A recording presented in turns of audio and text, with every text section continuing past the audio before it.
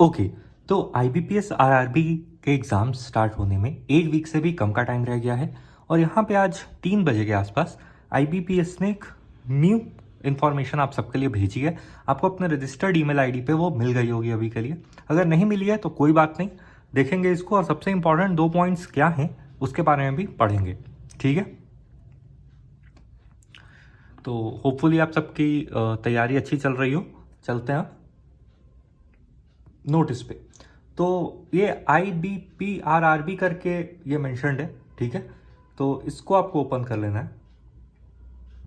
जैसे ही आप इसको ओपन करोगे तो वहाँ पे आपकी पूरी डिटेल्स दिख जाएंगी और ये देख लो, ऑफिसर स्केल 1 मतलब जो पीओ का एग्ज़ाम होता है उसकी ही ये नोटिफिकेशन है।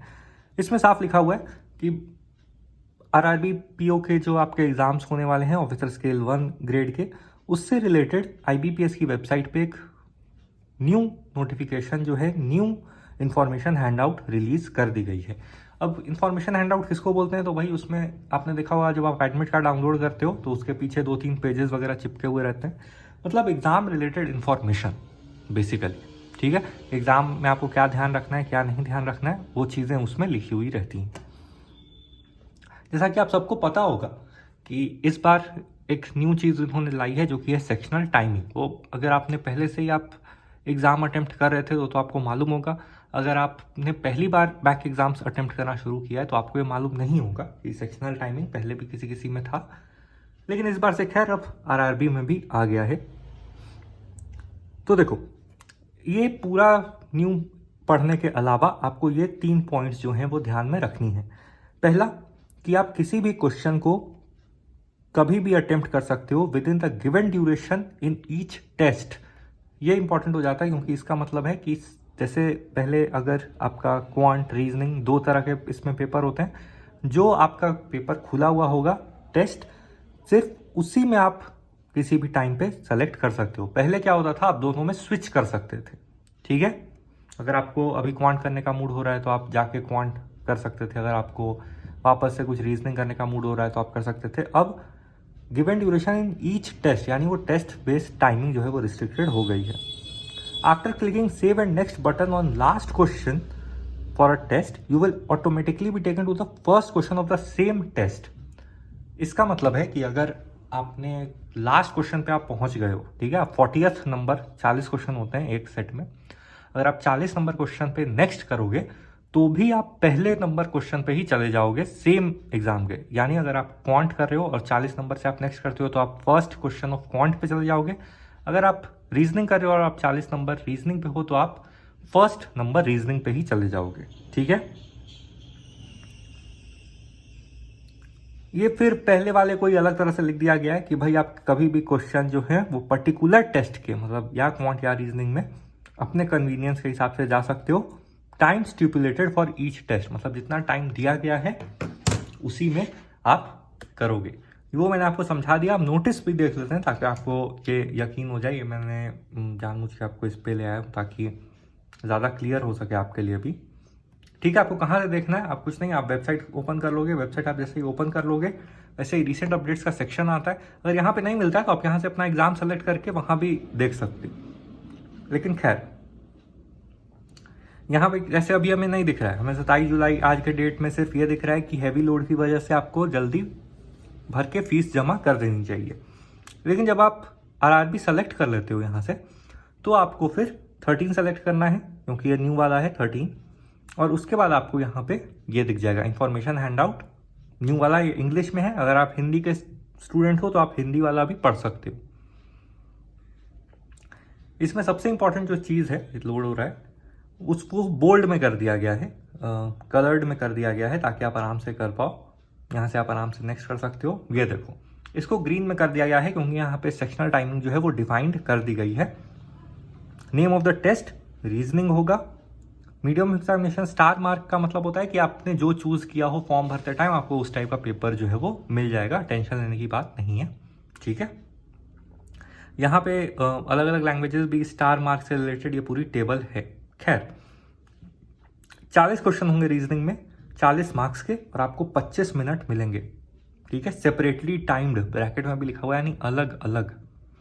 क्वांटिटेटिव एप्टीट्यूड जिसको क्वांट बोलते हैं उसके अभी आपको 40 क्वेश्चन मिलेंगे, 40 ही मार्क्स के, लेकिन टाइम सिर्फ 20 मिनट का होगा।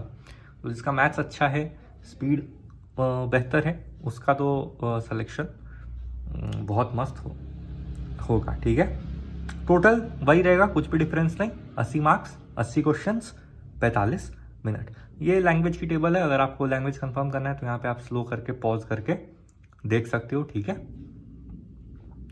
इस तरह का लैंग्वेज का लिस्ट है क्वेश्चन पेपर्स का। इसके बाद कुछ सैंपल क्वेश्चंस हैं, आप उसको देख सकते हो, लेकिन बोल्ड में जो भी चीजें हैं, ठीक है, इसमें ये दिया हुआ है कि भाई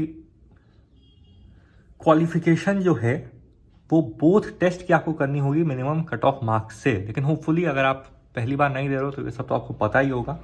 ठीक है, और एग्जाम के इतने पास आके आपको पता होना भी चाहिए। ठीक है, आपको किस तरह से करना है, अगर आप पीसी पे नहीं काम किए हो कभी, तो अगर आप किसी रिजर्व कैटेगरी से आते हो तो आपको प्रैक्टिस के लिए उन्होंने बता ही दिया होगा।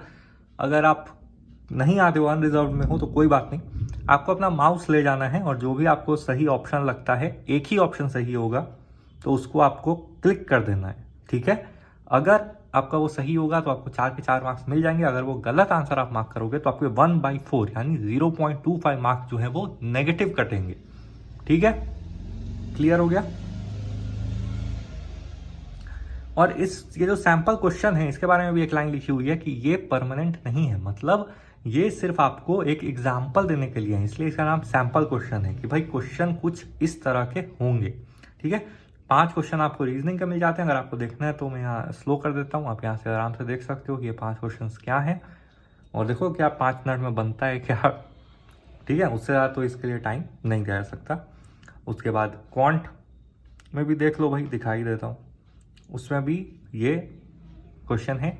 ये सेट है, सेट के हमेशा मल्टीपल क्वेश्चन सेम सेट से रिलेटेड आते हैं। ये सब आपको पता होना चाहिए भाई 3 दिन बाद अगर एग्ज़ाम है तो। ठीक है, एग्ज़ाम पैटर्न के ऊपर भी कुछ नियम है, अगर किसी को उस हिसाब का डर लगता है, ये सब देख लो, है ना। ये गलती मत करना, ये जो गलती है ना, question answered and marks for review will be considered for evaluation. ठीक है, ये सब डिफरेंस समझ लो। You have not answer the question but have mark the question for review. अगर ग्रीन डॉट नहीं बना है तो वो आपका काउंट नहीं होगा। ठीक है, तो ध्यान देना आप क्या सेलेक्ट कर रहे हो। ठीक है, ग्रीन का मतलब आंसर्ड, रेड का मतलब नॉट आंसर्ड, और वाइट का मतलब आपने क्वेश्चन देखा ही नहीं है। इतना ही रखते हैं अभी के लिए। इसमें बाकी भी पेजेस हैं, लेकिन उन्होंने वही सब कुछ समझाया हुआ है, और ये सारे जनरल इंस्ट्रक्शन तो आपको आपके एडमिट कार्ड के पीछे भी मिल गए होंगे। अपना एक एडमिट कार्ड ले जाना, एक आईडी ज़रूर से ले जाना, फोटोग्राफ ज़रूर से 2 रख लेना, चाहे लिखा हो नहीं लिखा हो, आपके पिछले सेंटर पे सिर्फ 1 फोटोग्राफ लगा हो, ये सब बेवकूफ़ी की बातें हैं। आप 2 ले जाना भाई, अपने सेफ्टी में रखने से क्या बुराई है, मेरे तो समझ के बाहर है। ठीक है,